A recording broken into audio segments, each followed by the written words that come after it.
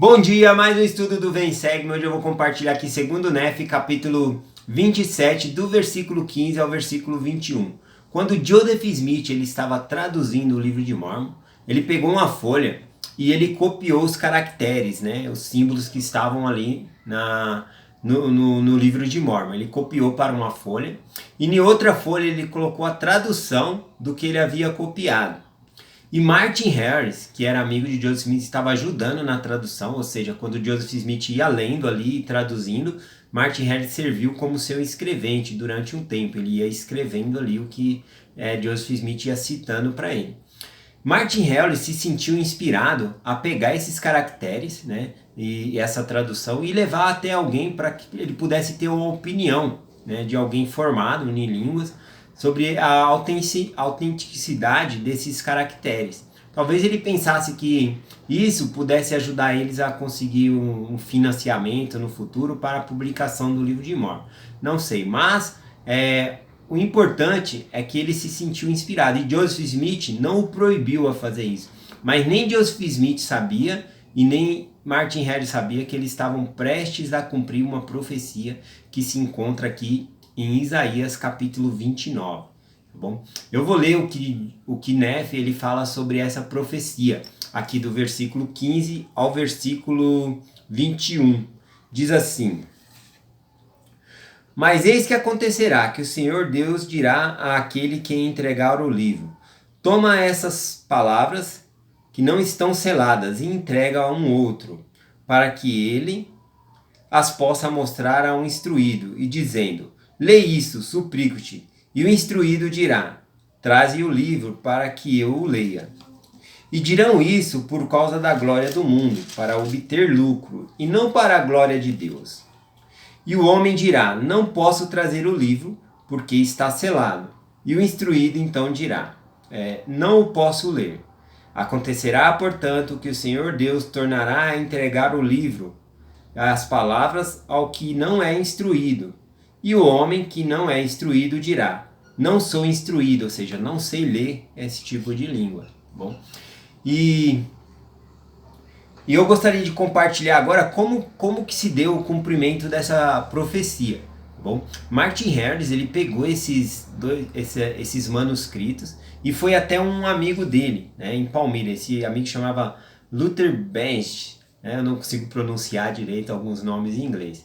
E esse amigo indicou ele que ele deveria ir para Nova York a uma pessoa chamada Samuel L. Mischer, né? E ele foi para Nova York com esses caracteres e chegou lá. Esse homem, ele falou: eu conheço alguém, uma pessoa chamada Charles Anton, né? Ele fez faculdade na Colômbia e ele coleciona, né, artefatos antigos e ele conhece sobre línguas.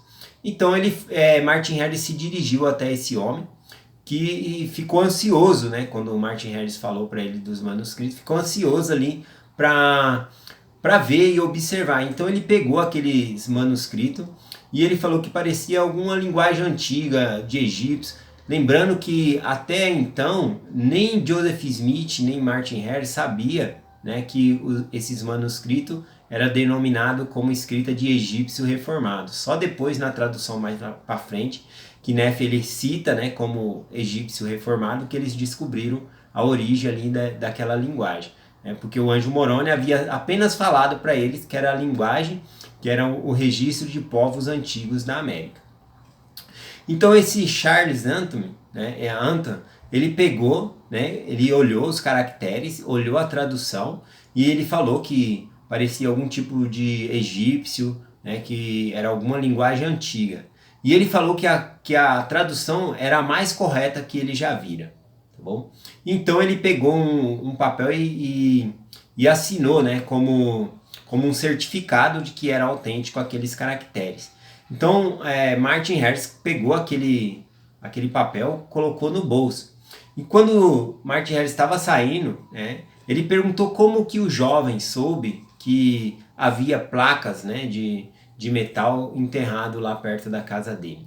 Né? E aí Martin Harris falou que um anjo mostrou para ele e ele pegou esses registros para traduzir.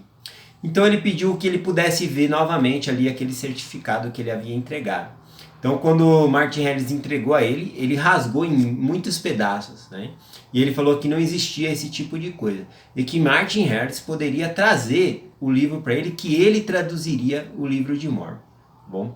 E Martin Harris respondeu para ele que ele não poderia trazer porque o livro estava selado, né? E aí, parafraseando o que está escrito lá em Isaías 29, o homem respondeu: não posso ler um livro selado. Tá bom? Mas Martin Harris, claro que esse Charles Anton, depois ele negou toda essa história, né, que sucedeu ali com Martin Harris. Mas Martin Harris voltou para junto de Joseph Smith mais convencido ainda de que os caracteres eram verdadeiros e de que Joseph Smith ele era um profeta de Deus, tá bom? Eu vou só compartilhar agora na íntegra o que diz lá em Isaías capítulo 29, é o versículo 11 e o versículo 12, diz assim: por isso toda visão vos é como a palavra de um livro selado, que se dá ao que sabe ler, dizendo: lê isso, peço-te. E ele dirá: não posso, porque está selado.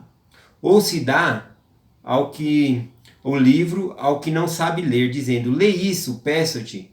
E ele dirá: não sei ler. Né? Também ele entregou os caracteres para outras pessoas, né? Martin Harris, e aquela pessoa não sabia ler ali, não era instruído o suficiente para saber o que significava aquelas partes ali.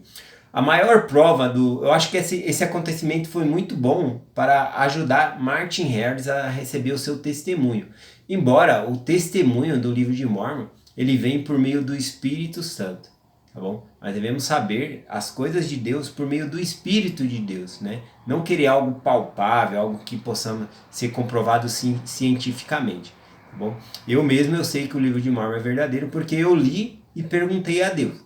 E perguntei a Deus que ele é verdadeiro, tá bom? Então eu deixo essa mensagem em nome de Jesus Cristo. Amém.